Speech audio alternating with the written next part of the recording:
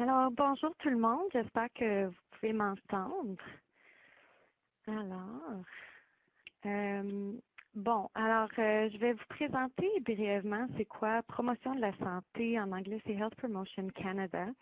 Puis, essentiellement, vous donner un peu de contexte sur la série de webinaires. Alors moi, c'est Josée Lapam, je fais mon doctorat en santé publique. Je me spécialise en promotion de la santé à l'Université de Montréal. Je suis également une représentante du Québec de l'Association de promotion de la santé Canada. Alors, c'est ça. Nous sommes environ 14 membres de l'exécutif de promotion de la santé Canada, puis on travaille ensemble pour développer cette association qui est encore assez jeune. Ça fait environ 3 ans que Promotion de la santé Canada existe. Je voulais aussi juste noter Irv Rootman et Leslie Dick qui sont aussi membres de Promotion de la santé Québec et puis Promotion de la santé Canada, désolé, et puis qui ont aidé à mettre en place la série de webinaires.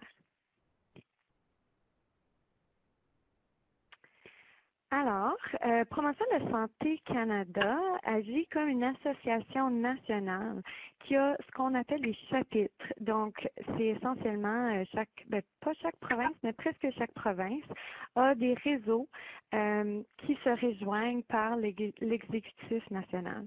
La mission est de voir à l'avancement de la promotion de la santé en appuyant et en mobilisant les étudiants, les chercheurs, les intervenants, les praticiens, bref, tout le monde qui travaille en promotion de la santé d'un bout du Canada à l'autre. Notre vision est de créer un réseau dynamique afin de faire avancer le développement professionnel et l'intervention en promotion de la santé par 2026. Nous aimerions que par 2046, tous les promoteurs de la santé soient équipés pour faire la promotion de l'équité en santé partout au Canada. Alors, nous avons plusieurs différents outils et ressources que vous pouvez tous trouver sur notre site web qui est sur la diapo suivante. Puis juste quelques exemples, quelque chose qu'on a que je vais vous parler un peu plus bientôt, c'est les compétences pour les gens qui travaillent en promotion de la santé. C'est tout sur notre site web.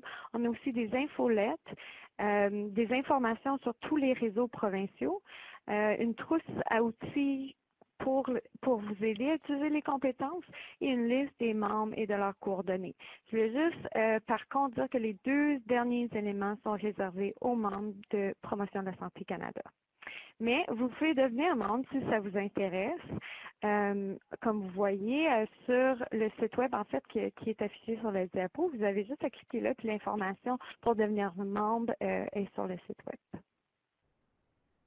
Alors, brièvement, c'est quoi les compétences en promotion de la santé? Essentiellement, c'est l'Agence de santé publique du Canada qui a soutenu un projet pour développer des compétences qui décrivent les attentes du travail de quelqu'un qui travaille en promotion de la santé. Par exemple, améliorer les déterminants sociaux de la santé, ça pourrait être une compétence, ou améliorer l'équité en santé, ça serait une autre. Les compétences, comme vous voyez sur la diapo, en fait, sont regroupées dans sous 9 champs de compétences qui sont là sur la diapo. Et à l'intérieur de ces champs-là, on retrouve jusqu'à 34 énoncés. Puis les compétences visent essentiellement les gens, les praticiens, les intervenants en promotion de la santé, leurs gérants et aussi les programmes académiques qui forment les futurs promoteurs de la santé. Alors, pourquoi c'est utile, ces compétences-là? Essentiellement, les compétences peuvent être utilisées de différentes façons, soit pour perfectionner le travail en promotion de la santé. Par exemple, certaines organisations utilisent les compétences pour créer un profil de poste en décrivant les fonctions du conseiller en promotion de la santé et rendre la description de l'emploi plus explicite. On peut aussi l'utiliser pour préparer des questions d'entrevue ou s'auto-évaluer en fonction des compétences en promotion de la santé ou planifier ses propres apprentissages par rapport à la promotion de la santé. On peut aussi concevoir des programmes de cours ou des genres de formation en ligne, ce genre de choses-là. Ça peut tous vous guider dans ces différents apprentissages-là. Je veux aussi mentionner plus spécifiquement Promotion de la santé Québec. C'est essentiellement un réseau québécois de promotion de la santé qui est associé à la Promotion de la santé Canada. Donc, si vous êtes intéressé à nous joindre, vous êtes tous les bienvenus. On cherche justement des gens qui seraient intéressés à nous aider à développer ce réseau. Ça s'étend aussi aux francophones à l'extérieur du Québec, ceux qui veulent justement des ressources qui sont en français, puis un réseau de francophones qui travaillent en promotion de la santé. En fait, notre site web, la partie francophone, a besoin d'être mise à jour, mais on va faire ça très bientôt. En attendant, vous pouvez aussi nous écrire à l'adresse courriel promotionsantéquebec@commercialgmail.com. Alors maintenant, je vais vous parler de la série de webinaires 2018 et en fait, c'est aussi série de webinaires 2019. L'idée pour une série de webinaires vient d'un sous-comité de promotion de la santé Canada sur le développement professionnel dont fait partie Irv Rootman et Leslie Dick. Ils ont suggéré au Centre de collaboration nationale sur les déterminants de la santé de faire une série de webinaires basés sur la nouvelle édition du livre Health Promotion in Canada qui a paru en 2017. C'est seulement, par contre, un livre en anglais. La nouvelle édition comporte une nouvelle éditrice à l'équipe d'éditeurs, dont Catherine Frolich de l'Université de Montréal. Il y a 15 nouveaux chapitres et une postface écrite par Ronald Labonté, ainsi qu'un manuel de l'instructeur. J'ai personnellement lu les vieilles éditions et cette nouvelle édition. On lit beaucoup quand on fait notre doctorat en santé publique. Et je peux vous dire cette nouvelle version vaut vraiment le coup. Le livre démontre un portrait compréhensif et critique sur la promotion de la santé de différentes perspectives et sur de nombreuses problématiques. Nous sommes ravis que le CCNDS a accepté de nous soutenir dans cette série de webinaires. La série est basée sur les différents chapitres du livre Health Promotion in Canada. On en a fait un jusqu'à date en français, c'est le premier, le chapitre 6, les différences dans les points d'entrée pour les interventions dans le domaine de la promotion de la santé. Puis les autres étaient en anglais. Ensuite, on a l'opportunité aujourd'hui d'en faire un autre en français, puis on est vraiment très content d'avoir cette opportunité-là.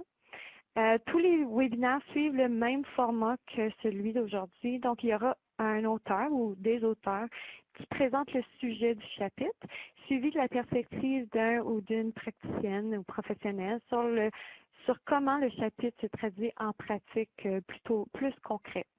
Vous trouvez aussi sur la diapo les liens pour avoir accès aux webinaires de 2018. Fait que les webinaires, comme vous l'avez entendu, sont tous enregistrés et vous pouvez tous les trouver ici ou les trouver aussi sur le site web du CCNDS. Alors, je vais conclure mon introduction avec une réflexion de la nouvelle édition du livre Health Promotion in Canada, qui se retrouve dans le dernier chapitre du livre qui est écrit par les 4 éditeurs. Ils ont cité Alan Turing qui dit essentiellement que c'est difficile de prédire le futur, mais que nous pouvons prévoir quelques-unes des forces qui pourraient nuire et d'autres qui pourraient favoriser le développement de la promotion de la santé au Canada. Pour nous, à Promotion de la santé Canada, c'est une importante réflexion que nous faisons. Puis, heureusement, la liste des forces favorisant le développement de la promotion de la santé est plus longue que les forces nuisibles, donc ça nous donne beaucoup d'espoir.